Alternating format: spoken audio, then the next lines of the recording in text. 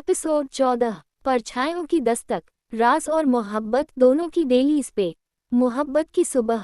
सुबह की नर्म धूप खिड़की से छनकर समायरा के चेहरे पर पड़ी। नेहा अब भी जागी थी, बस उसे निहार रही थी। नेहा मन में सोचती है, ये पल रुक क्यों नहीं जाते, क्यों डर लगता है कि सब कुछ फिर से छिन जाएगा। समायरा की पलकें धीरे धीरे खुली, मुस्कुराए, फिर हल्के से पूछा, मैंने कल कुछ किया क्या? नेहा थोड़ी सहम गई, लेकिन फिर सिर हिलाया। कुछ ऐसा जो तुम्हें कभी भूलना नहीं चाहिए। एक पुराना संदूक। नीचे हॉल में सफाई करते वक्त समायरा को एक पुराना लकड़ी का संदूक मिला। उस पर अजीब सी नक्काशी थी और कुछ संस्कृत में लिखा हुआ। समायरा नेहा से बोली, ये संदूक रात वाले कमरे के नीचे दबा हुआ था, क्या इसे खोलें? नेहा, शायद नहीं, लेकिन अब हमारे पास कोई चारा भी नहीं है। संदूक खुलता है। जब संदूक खोला गया, उसमें एक पुराना डायरीनुमा बंडल, एक खाली मिरर फ्रेम और एक औरत की ब्लैक एंड व्हाइट तस्वीर निकली। समायरा ने तस्वीर को देखा और उसकी आंखों में एक अजीब चमक दौड़ गई। ये औरत मैं हूँ, हवेली का पुराना राज। डायरी में एक कहानी थी, एक महिला, शायरा राठौर, जो इसी हवेली की मालकिन थी और जिसे उसकी प्रेमिका नूर के साथ इस हवेली में जिंदा दफन कर दिया गया था। नेहा पढ़ती है, अगर किसी जन्म में मेरी रूह लौटे तो मेरा अक्स इस शीशे में दिखेगा और नूर की मोहब्बत उसे पहचान लेगी। समायरा सिहर उठी, क्या मैं वही जन्म हूँ? और तुम? नेहा धीरे से, अगर तू रूह है तो मैं तेरा वजूद हूँ। शीशे में अक्स। रात को उस खाली मिरर फ्रेम में अचानक समायरा का चेहरा दिखने लगा, मगर उसकी आंखें किसी और की थीं, उम्रदराज, उदास और रोती हुई। समायरा घबरा कर, नेहा, शीशा मुझे देख रहा है, ये मैं नहीं हूँ। नेहा ने पास आकर उसका चेहरा थामा। तुम्हें डरने की नहीं, समझने की जरूरत है। शायद तुम्हारी यादें लौट रही हैं। मोहब्बत की रूहानी लहर। समायरा की आंखों में आंसू थे और होंठ कांप रहे थे। मुझे कुछ याद नहीं, पर जब तुम पास होती हो मुझे सुकून मिलता है, जैसे जैसे मैं पूरी हो जाती हूँ। नेहा ने उसे अपने सीने से लगाया, धीरे से माथे पर किस किया। कभी कभी इश्क यादों से नहीं, रूह से जुड़ता है। योजक चिन्ह, योजक चिन्ह, योजक चिन्ह। सीन 7। अचानक गिरती दीवार। हवेली की एक पुरानी दीवार अचानक गिरती है और उसके पीछे एक सीढ़ी खुलती है। सीढ़ियाँ किसी तहखाने की ओर जाती है, वही जगह जहाँ शायरा और नूर को कैद किया गया था। नेहा और समायरा एक दूसरे का हाथ थामकर नीचे उतरती है। तहखाना और आखिरी परछाई। नीचे एक कमरा है, दीवारों पर पुराने निशान, एक जले हुए बिस्तर की राख और दीवार पर उंगलियों से लिखा हुआ, हमारा प्यार मिटाया जा सकता है मगर खत्म नहीं। समायरा के चेहरे पर आंसू बहने लगे। वो धीरे से फुसफुसाए, नूर। नेहा की आंखें भी भर आईं। और मैं तेरी नूर हूँ शायरा, इस जन्म में, हर जन्म में। तहखाने से लौटने के बाद रात का सन्नाटा हवेली पर उतर चुका था। समायरा अपने कमरे में खामोश बैठी थी, वही डायरी उसकी गोद में थी और उसकी उंगलियां अनजाने में कुछ स्केच कर रही थीं। नेहा धीरे से कमरे में आई। तुम सोई नहीं? समायरा, नींद आजकल बस तुम्हारी बाहों में आती है, पर डरती हूँ कि आंख खुली तो सब सपना हो जाएगा। नेहा उसके पास बैठी, धीरे से उसकी उंगलियां समायरा की उंगलियों में उलझीं और वो स्केच को देखने लगी। ये कौन है? समायरा धीरे से, शायद वो जो मेरे अंदर कहीं अब भी जिंदा है। मोहब्बत की आहट। रात के एक कोने में बारिश शुरू हो चुकी थी। समायरा ने खिड़की पर खड़ी होकर बाहर देखा और अचानक एक संगीत की हल्की सी धुन उसके कानों में गूंजी, वही धुन जो उसे बचपन से सपनों में सुनाई देती थी। वो पलटी और देखा, नेहा म्यूजिक बॉक्स चला रही थी जो हवेली के एक और संदूक से मिला था। समायरा की आंखें भर आईं। वो धीरे धीरे चलकर नेहा के पास आई और उसके कंधे पर सिर रख दिया। तुम मेरी अधूरी कहानी का वो पन्ना हो जो बिना पढ़े भी सब समझ आता है। हवेली की बालकनी में समायरा और नेहा एक साथ खड़ी थीं। बारिश की बूंदें उनकी हथेलियों पर गिर रही थीं। नेहा ने अचानक समायरा की कलाई पकड़ी और उसे झटके से अपनी ओर खींचा। बस आज तुम्हें खुद से दूर नहीं जाने दूंगी। समायरा के होंठ कांपे। और अगर मैं फिर खो गई तो? नेहा गहरी नजरों से, तो मैं फिर से तुम्हें ढूंढ लूंगी जैसे इस बार ढूंढा है। चाहे वक्त लगे, जन्म लगे, मैं फिर से मोहब्बत कर लूंगी तुमसे। बारिश की बूंदों के बीच नेहा ने समायरा को चूम लिया, धीरे लेकिन यकीन से भरा हुआ। हवेली की दीवारों में आवाजें। रात के दूसरे पहर हवेली की दीवारों से किसी महिला के गुनगुनाने की आवाज आने लगी। समायरा एकदम जाग उठी। उसने नेहा को उठाया। सुनो, फिर से वही धुन, क्या तुम भी सुन रही हो? नेहा ने कान लगाया। हाँ, वो धुन हवा में तैर रही थी। वही संगीत, वही दर्द।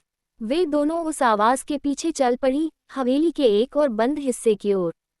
पुरानी सीढ़ियों की खोज। हवेली के पश्चिमी हिस्से में एक दीवार थी जिस पर समय का असर साफ दिखता था, लेकिन आवाज उसी दीवार के पार से आ रही थी। समायरा ने दीवार पर हाथ फेरा और अचानक एक ईंट धंस गई। एक गुप्त दरवाजा खुल गया और सामने थी लकड़ी की सीढ़ियां जो नीचे अंधेरे में जा रही थी। नेहा धीरे से, तैयार हो, ये शायद आखिरी दरवाजा हो। समायरा ने उसका हाथ थामा, मुस्कुराई। जब तुम साथ हो मुझे डर नहीं लगता। लकड़ी की पुरानी सीढ़ियां हर कदम पर चरमराती थीं।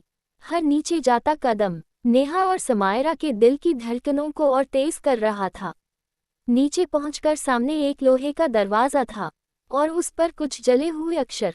रूहों की रहगुज़र। समायरा धीरे से, ये नाम मैंने कहीं पढ़ा है या शायद महसूस किया है। नेहा, यहाँ जो भी छुपा है शायद उसी ने हमें यहाँ तक बुलाया है। जब नेहा ने दरवाज़ा खोला, उसके पीछे था एक पुराना कमरा, दीवारों पर बिखरी हुई पेंटिंग्स, टूटी मिरर और बीचों बीच एक झूलती लाल चुनरी। समायरा की सांसें थम गईं। वो चुनरी, वही जो उसे कई बार अपने स्केच में दिखती रही थी। उसने झुककर मिट्टी उठाए और अचानक एक झटका सा लगा। एक पुरानी याद या शायद कोई और की याद उसकी आंखों के सामने आई। ग्रेटर देन, तू लौटकर आएगी ना समायरा। हर जन्म, हर वक्त मैं तुझे ढूंढ लूंगी नेहा। पिछली जन्म की परछाई। समायरा जमीन पर बैठ चुकी थी, उसकी आंखों से आंसू बह रहे थे। नेहा ने उसे गले लगाया, लेकिन उसकी खुद की आंखें भी भर आई थीं। दोनों के बीच का ये रिश्ता अब किसी एक जन्म की कहानी नहीं रह गया था। समायरा कांपती आवाज में, हम पहले भी यहाँ थे ना, तुम और मैं। नेहा, हाँ, और शायद इस बार अधूरा नहीं छोड़ना है। आत्मा की दस्तक। अचानक कमरे की लालटेनें बुझने लगी। एक हल्की सी सिसकी हवा में घुल गई।